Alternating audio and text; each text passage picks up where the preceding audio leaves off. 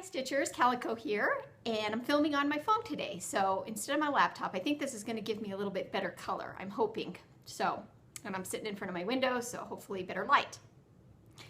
How are you all doing today? I hope you're all having a good stitchy day, and I'm going to try to make this short, but I get to babbling and who knows, it might be long. But I was thinking about doing a separate video with my haul, which isn't that big, and my whips, which isn't that much either, because fortunately, okay, sorry if I keep looking over there because I'm not used to, okay, I think I need to look right there. Okay, anyway, what was I saying? Yes, a lot of the stitching that I did since we last talked was small things that I finished, and I actually did a little bit of FFOs. So let's see, what do I have here? I've got 1, 2, 3, 4 FFOs. You heard me right, 4 FFOs. I'm really proud of myself for actually getting some of those done. And then 2 finished objects that hopefully soon will be FFOs. So we'll start with the finished objects that aren't FFOs. And the first one is my small one, my flower of the month for July. Yes, and it's still July and I'm done. So it was a larkspur right there. You can see, oh yeah, color looks pretty good on this. So that's, and I was excited because it had a butterfly in it, so a little bit different than the rest of the flowers that were just flowers.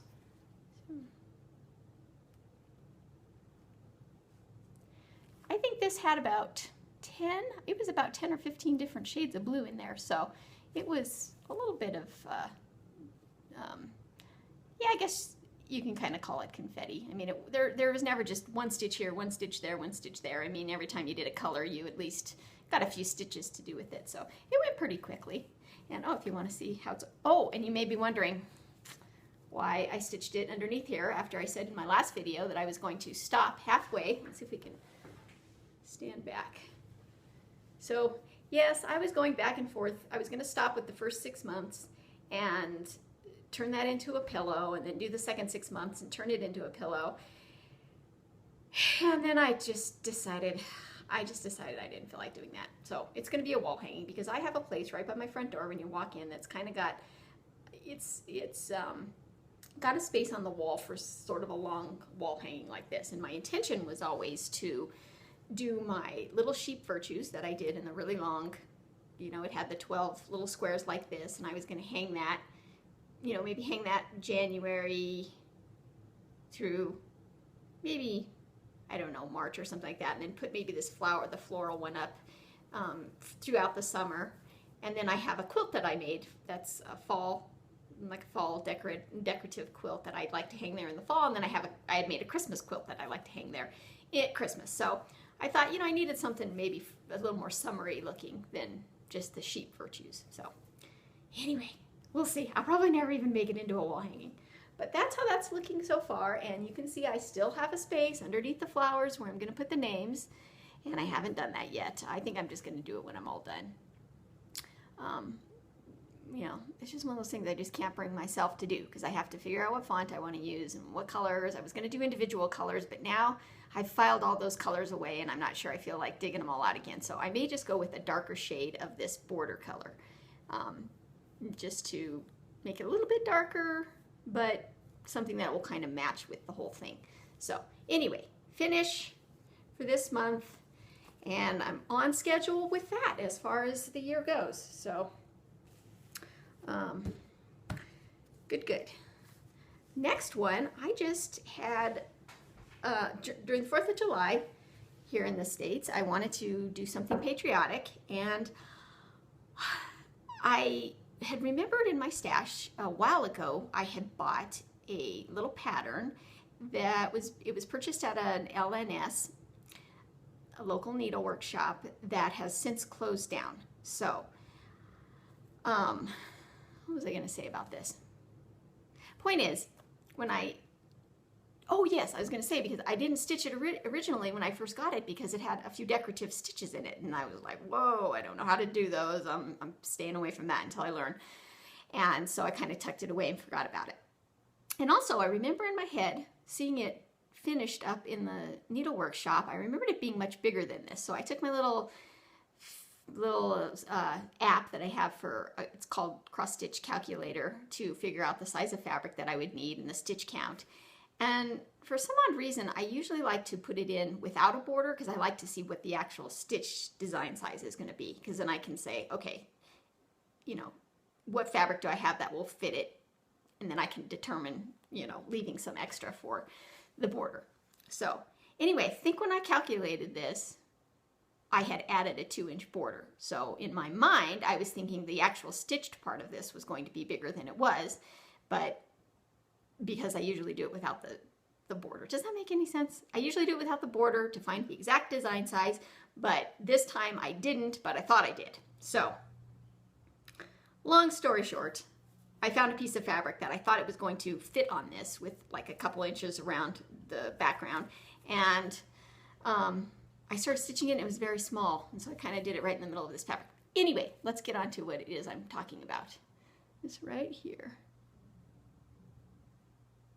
Now, I will try to show you, I don't know if this camera's going to catch it, but there are,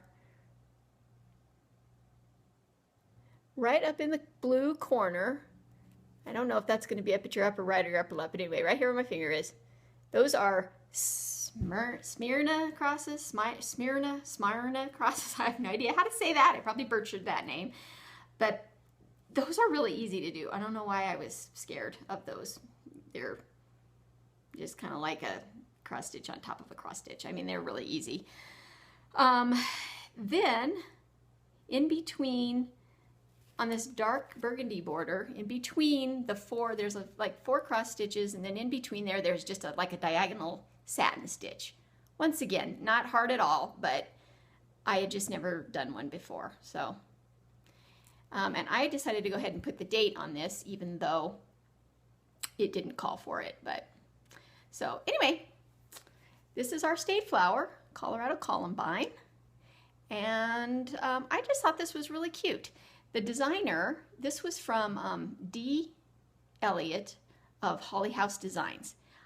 I have looked online because I was going to link to it in case anybody from Colorado wanted to stitch this, but I cannot find that design anywhere. I think it kind of, I don't know, when my local needlework shop went out of business, this pattern went with it. So I was lucky to snatch that up. So anyway, I'm going to finish that into something. I don't know, it just ended up being so small. I mean, if you can hold it back, I mean, this is just, it's like a long, skinny little ornament. So I sort of wasted this fabric. I mean, if you think about it, I could have done this sideways, and I could have, you know, easily stitched 3 of them on here and gave them away to some friends. But no, I can probably still fit some ornaments on the corners there. Anyway, once again, math, calculating, me do not go well together. I hate when I have to calculate fabric size, and every time I go to put that first stitch in, I'm like, did I do it right? Did I do it right? Did I calculate it right? Am I going to run out of fabric? I mean, I'm so paranoid of that. And I always make mistakes, so I guess it's right that I should be paranoid. Another little, oh yes, I have another one I forgot. So this right here is Blackwork pairs that I did, and I found this free pattern online. I'm sure if you do, just like me, I did a search, how to do Blackwork. Tons of you are doing Save the Stitches, and I have just, I didn't really know the Blackwork was for me. I thought, oh, you know, yes, it's pretty, but I just don't know. I don't know what I'd feel about that. So as beautiful as Save the Stitches is, I really didn't want to commit to that big of a project. But there's a reason why I all of a sudden did this Blackwork, and it's because, and I don't have the magazine because I ordered the digital version of it, but it's the magazine, I'm sure you've seen, other people have talked about it in their videos, the Blackwork Hummingbird that's in the issue 231 of World of Cross Stitch. Marika from the Real Life of Me, she started a Facebook group for that, and I wish I could show you, but I'm on my phone, and the digital magazine that I bought for that is on my phone, which I will not do that again. I'm having fits with that magazine. I sort of just jumped on it really quick because I saw Marika was going through the magazine on her blog, and I saw her open up that Blackwork Hummingbird, and I thought, oh my God, I have to have that. but we weren't going to get the magazine in the States. I still don't think it's been released. And I said, oh, I have to have that. So right when I was done watching her video, I got on and ordered the digital version of World of Cross Stitch. And I did it on my phone, not even thinking that that's the only place I can look at that magazine now is on my phone. And I tried to print a copy from it. They don't make it easy to really print the patterns. And I paid $6.99, US dollars, $6.99 for that magazine that I can't even get a decent print out of it. I took a screenshot with my phone, I emailed it to myself, and it just kind of turned out fuzzy. Now, I think we do have the capability to print directly from my phone, but I have to hook my printer up to do that. But yesterday when I went in to get into my magazine, it won't load. So I sent an email to them and said, can you help me? I can't even get to this magazine that I paid for on my phone. So I'm sure it'll all work out fine, but right now I'm just kind of frustrated because I should just wait. I'll probably end up buying the magazine anyway, so then I'll have paid, double price for it. But anyway, if you like hummingbirds like I do, and that's a gorgeous pattern. And like I said, I'm sure you've seen which one it is. Anyway, I've never done Blackwork, so I thought, oh, I need to practice before I do that one. So I went online and I found this free pattern. And darn, I was going to get the website of that, but it's somebody she's got some lessons for Blackwork. This is really easy to find. I mean, I found it. I just did a Google, and then it's in one of her lessons, like the 4th lesson on how to do shading with Blackwork. So this was it, and it was fun. I see what everybody means by you kind of get into a rhythm afterwards. At first, I was like, whoa, where am I going? And I was trying to do I guess it's called the whole bind stitch, or where you skip every other one and then you go back. And yeah, it took some practice. I got pretty good at it by the end, so I'm not as frightened of that project when I start it. So another little finish that was just purely practice, and I probably won't do anything with. So, okay, now I got, this was a pattern, this little booklet here came with, I believe, World of Cross Stitch, and I don't know what year, I don't know what issue, but it's got some cute little patterns in it. I didn't do this bird, but I did one real similar to it, and I had stitched it a while ago. And then I finally, after watching Tara's framing video several times, I said, I gotta try that. She makes it look so easy, so I tried it with something small, and I actually got my first framed project. Well, I kind of did a framed one without glass a while back, and that was okay, but this one I kind of actually, bought the mat board stuff. I did this, wrapped it around, did a little guide stitch. I just really practiced with it, but it took me like an hour to do this. So Tara, you make it look easy, but I still, after I was done with this, said, oh my God, I don't like framing things, and I still don't feel comfortable with doing anything big. So, but it's cute. I found this frame at Hobby Lobby, and I don't know, sometimes things look really big on video, but this is only about 3 by 3 inches. So that's that.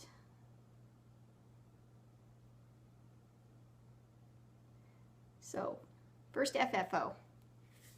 Next FFO that I just finished is this. In my last video I featured I had purchased all 4 seasons of the Debbie Mum Dimensions, and I was going to do the summer, but I love fall, and I just loved this one best. So I did it, and here's my finish. Right there. Now, I did, oops, it's hooked on there a little bit. I did it a little bit differently. They wanted you to use floss, embroidery floss, to tie it onto this little hanger, and I just did it made like little quilt hangers. And they also didn't want you to, the instructions didn't show how to cover the back, but I just did it like you would a quilt. So I put this little fabric in the back, just kind of, oh, and then I stitched, just to make it lay a little bit flatter, I just used my sewing machine and just kind of did a stitch right along this border, kind of coming down here so that it would lay a little bit flatter. But it was really hard to get the Aida to kind of, it was really stiff Aida, so I don't know, the edges don't look wonderful, but I'm happy with it. And then yes, the top, I just made the little fabric tabs, and then when I stitched across the top here, that's what held them in. So there, that's that. cute little owl. Had a bunch of little French knots on the mushrooms. So I can't wait to do the next 3 of those. It's because they're all really cute series. So FFO number 2. FFO number 3 is from quite a while ago. This is the Just Cross Stitch Halloween issue from 2013, and I stitched this little owl here, but instead of making it into a pillow, well, first of all, it sat in my stash for a long time I didn't do anything with, and I had stitched him 1/1. So I finally, after watching Tara and Carolyn's video on the no-sew cube, stand-up no-sew cube, I thought, oh, I'm going to do that, but I'm going to try it with a little bit thinner styrofoam. So I ended up making it a little ornament right there, covered in the back. And then, so I did a little bit, so no sewing on this. I used, as you can see, just really thin styrofoam. And what am I trying to say? I used really thin styrofoam because I wanted it to just, instead of stand up by itself, be an ornament. So like they do, I did no sew. I just put this on, pinned it, tucked it under, did the pins, put it underneath there, centered this, put the pins underneath there. Then I had this was all just fabric I had in my stash, and I didn't have enough fabric to go all the way around and to do that little bow on the top. So if you can look on the top, I kind of had to do some patchwork there. What ended up happening is this first ribbon that I put around came only to there, so I had a gap. So I thought, oh, what am I going to do to cover that up? So I cut another piece and I just kind of stuck it under there and then just did this folding ripple thing and stuck a pin in. This is great, guys. If you don't like to sew and you want a quick project, I highly recommend doing this. So then I just stuck a pin down there to hold it on. I mean, I have never done bows or anything like that, so it was really easy. I mean, I'm telling you, try this if you haven't tried it yet. No sewing, no anything. It really didn't even require any glue, but I thought, that would be cute to stick, since in my last video I was talking about making those macrame bracelets, and so I bought a whole bunch of beads and kind of some jewelry making stuff. So if you could see right there, one of those little hooks that you can buy in the jewelry making department, I stuck that. They're kind of a long pin. I stuck that in with a bead and put like a little hanger on it. And I didn't trust that it would stay in if I hung it, so I just, right underneath that bead, did put a little dab of glue just to hold it, just some Aleene's tacky glue. And then I made some twisted cord with some coordinating embroidery floss, and it didn't really turn out all that even, but that's okay. I tried it 3 times and it kept wanting to twist in its own style, so I would have liked it to look all like that, but then it just kept kind of getting twisted tight. But no big deal. I mean, once I've spent enough time on something, I'm like, it's good enough, I'm ready to move on. But I just did a little slip knot, so you can hang it maybe from a hook if you want, or you can make it a little bit looser like that, a little bigger. But so, and this guy's really small. Once again, perspective to my face. He's only like 2.5 inches by 2.5 inches, and I stitched him 1/1 on black, and that was before I knew there's a certain way when you stitch over 1/1 on linen that your stitch kind of gets lost under there, and I think I didn't do a lot of these stitches correctly, because I would just like go back and think, what is weird about that stitch and where'd my other thread go? So I think I need to research that before I try doing 1/1 again. But that is another FFO that I was really excited, and thank you, Tara and Carolyn, again for inspiring me to get an FFO done. And I'm definitely going to do more of these. I might even do that with the Colorado sampler flag that I did. And last but not least, in my last video, or the one before it, I don't remember, I showed this book by Maria Diaz, I think Maria Diaz, about these gorgeous cross-stitch borders that you can do. And I said, one day I want to stitch one of these borders on a towel. I did. Guys, my first towel ever, I stitched this row of birdhouses. There. This was just one of the towels you can get at your craft store. And looks really cute, folded up. If you get it like this and have it hanging, that's what it looks like. I love this. I think it's so cute. I don't think I'm gonna let anybody use this towel. Just kidding. I probably will, because that's what I made it for. But it was my first towel, and if I were to do this again, I probably would not do such an intricate design on a towel, because like these little birds here, you know, they're not really even connected to anything, and I tried to anchor them as best I could. Same with the French knots, the back stitching. There's a lot of starts and stops with this flower. And I thought, gosh, how many times is somebody gonna, you know, use this, and am I gonna wash it, that those are all gonna start to fall apart. So it's tricky anchoring on the back of a towel, because the back really should look somewhat nice, but it also needs to be sturdy enough to wash and use. So I ended up just kind of keeping my flowers connected and running them sort of under stitches, and I really didn't want to have as many short starts and stops without, you know, having some anchored. So the back doesn't look wonderful. I just don't know if it's gonna hold up, stand the test of time. So I can show you my back. I mean, it's, you know, it looks like the back of a towel, but it's got a lot of starts and stops in it, and you can see this one, I just kind of ran it over and did the little backstitch birds, because I really didn't know how to anchor them. This one I just tried to anchor it as best I could. But yeah, I just sort of ran the flowers across. So I don't know. I just don't know how well that's going to hold up over time of washing. But one more time. There. Okay, and that's all for my finishes, FFOs and finishes. And I'm going to be back with a whips update and a haul update fairly soon. And I just received, I don't think anybody's done a video. I just received, hold on, hold that thought.